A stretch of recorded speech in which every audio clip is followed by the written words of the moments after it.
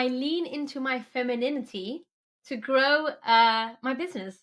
And this is a bit of a random topic, but I think it's relevant because I certainly felt growing up as a woman, I had to, I felt like I had to act more masculine or embody more masculine traits to get ahead. And I also thought that if I didn't have some of these more masculine traits, I wouldn't be as successful. And I used to beat myself up, and I used to also think, man, I wish I was more X, Y. I wish I had more of these behaviors, and constantly looking to others and thinking I should be better at X. But actually, I've realized my I do have masculine and feminine behaviors and qualities, and both have helped me. But I think my femininity, there's feminine traits that have made my business so successful. And if you're listening to this and you have feminine traits, you could be a man and you have feminine traits, no problem with that. Or you're a woman, I want to just show you how I lean into my feminine traits, embrace them, and help and let them help me thrive in my business. Okay, so back it up a bit. I just want to share, in case you're new here, welcome.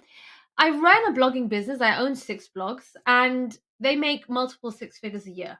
And I'm financially independent. I'm now married, and I have an amazing supportive husband. But even prior to meeting my husband, I have been financially independent since the age of 18. I've always supported myself. I paid for my own university fees.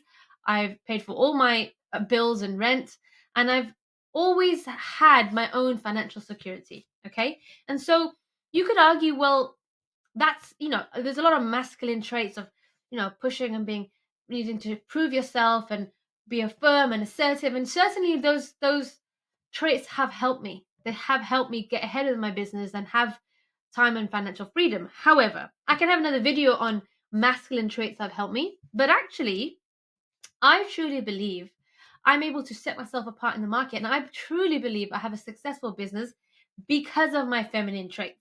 Okay, so number one, sensitivity and being empathetic. Okay, so I used to really hate the fact that I'm super sensitive. I used to think it was a weakness. I used to be like, gosh, get a grip of your emotions, come on, woman. But I have realized it is a superpower, because if you are able to feel the pain and the challenges that others feel, you are able to identify the problems and produce solutions. And I leverage on this by every single time I create content, every single time I create my courses and training. I close my eyes and I ask myself, what pain point is my audience feeling? Because if you're able to tap into the pain point, and if you have that sensitivity and empathy to understand the pain point someone's feeling, you can provide a better solution.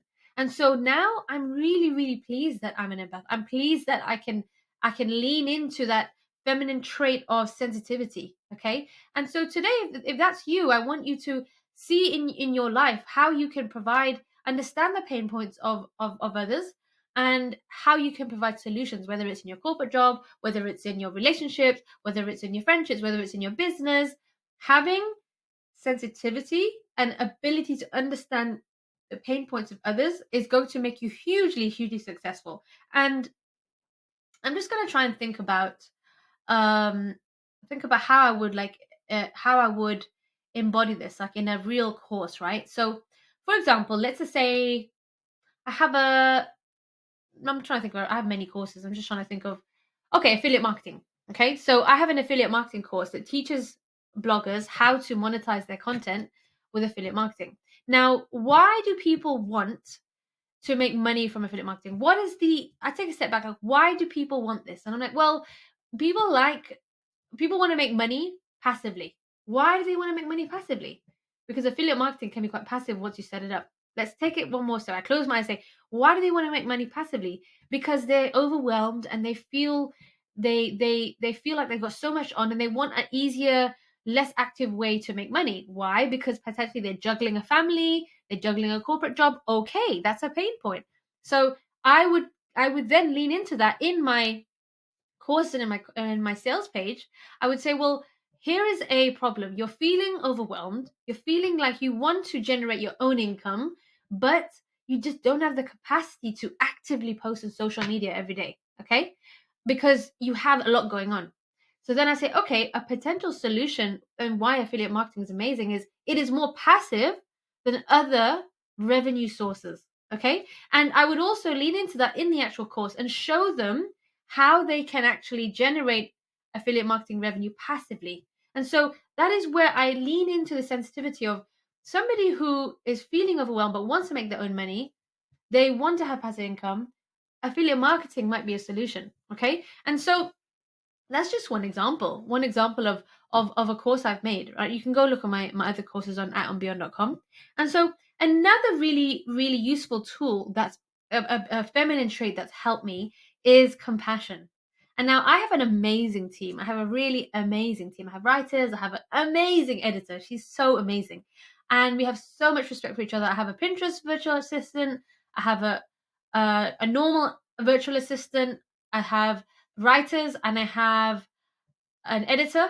So yeah, so I have a team, and I have a very very good relationship with my team, and I trust them and they trust me because I have a lot of compassion with them, and I show them compassion and care, and they know that I have their best interests. And most importantly, for example, I understand that being paid on time is a non-negotiable. Like, I used to work as a freelance writer, so I know that if they deliver work on time, best believe they're getting paid on time. One of a huge, huge value in my business is every single person knows they will get paid on time. And if there's some issue, like in my 7 years of doing business, there has been once or twice where there was some issue with banking. I personally reached out to them and apologized and said, just to let you know, there's a delay. So that's where compassion is quite important. And when I speak, when I hire my team, some of them don't have much experience.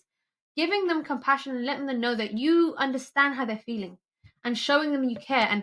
And for me, what's really helped me is taking time to understand what makes them tick, what what is important to them, right? And so, if one of my team members has something going on at home, maybe a family member's not well, it's showing compassion and saying, hey, I get it. Maybe you're not feeling 100%. I understand. You can have an extension.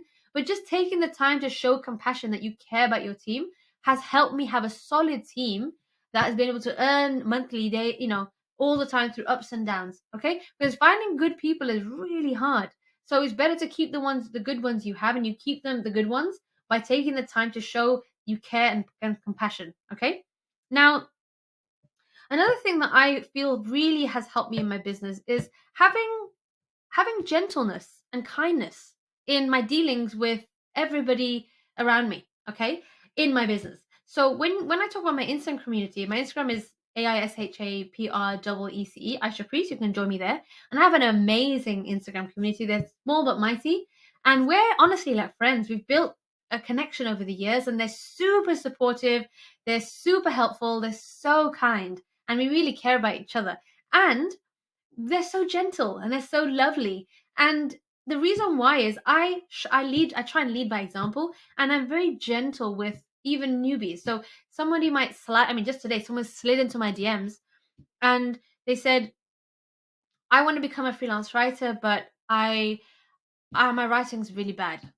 And I would immediately catch that and say, I hang on a minute, I know you might think your writing's really bad, but it's not as bad as you think, and don't worry. Just like a muscle, if you practice with time, it'll get better. So take the time to show kindness in your dealings and say, normally it's with people on Instagram, they come and they contact me and they say, oh, I watch your content and I feel like, inspired, but I feel demotivated. I really hate my job. And it's acknowledging, hey, it's okay to feel that. I'm sorry to hear that your job is tough at the moment, but and then showing kindness, like, give it time, don't put give yourself grace. And when you show kindness to others, they will show kindness to you, and you have a kind community rather than just waiting for some, rather than having a community just waiting for you to mess up.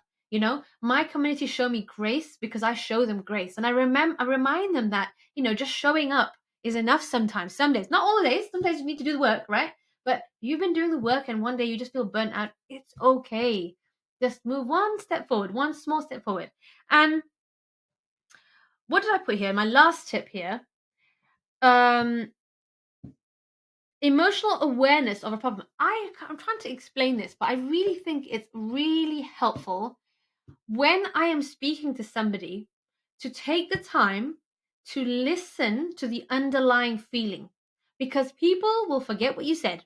People will forget what you did, but they will never forget how you made them feel. Okay. And it's very important to me to make, when people in my dealings, I want to make them feel good. I want to make them feel empowered. I want them to come across my content and be like, ah, I feel better. That's the feeling I want. I want to attract good energy. I want them to feel good energy. And the way I do that is taking a moment to understand the underlying feeling. And so when somebody, for example, messages me and says, thanks for your content, thanks for this video, I was having a bad day, right? And I was having a bad day, my boss bullied me, and I just feel really dejected. What is the underlying feeling they're feeling? Address that. I could easily say, oh, thanks, lol. Oh, thanks, honey. Oh, appreciate the support. But I take a step back and say, they're feeling demotivated. They're feeling rejected. They're feeling imposter syndrome. So I address that and say, hey, I'm really sorry to hear that you're feeling demotivated and you feel like you're not good enough, but that's not true. And I address that feeling. And I know you might be like, well, how do you have the capacity to do all that? I use voice notes. That's why I really think there's a power in. I don't have the time to type all day. I take the time when someone's messaging me to voice note them and say, "Hey, I hear this. I hear you. I validate that feeling." So someone's like, "Oh, my blog traffic dropped. I just feel like I want to give up." And it's like, "Hey, listen. Just know that you are not alone. Other people experience, Google updates. Don't think that it's you. Don't take it personally." And then when that person hears that, they're like, huh, she heard me. You know, I feel, how do I feel after that? Do they feel uplifted? And so I really think that, like, if you have feminine traits, lean into them. It really allows your business to thrive. And I feel very lucky to have feminine traits. And I think they've allowed my business to be unique. They've allowed my business to thrive. But if you want a video on masculine traits that help me, let me know. Mention in the comments and I can make one for you. Thanks for watching.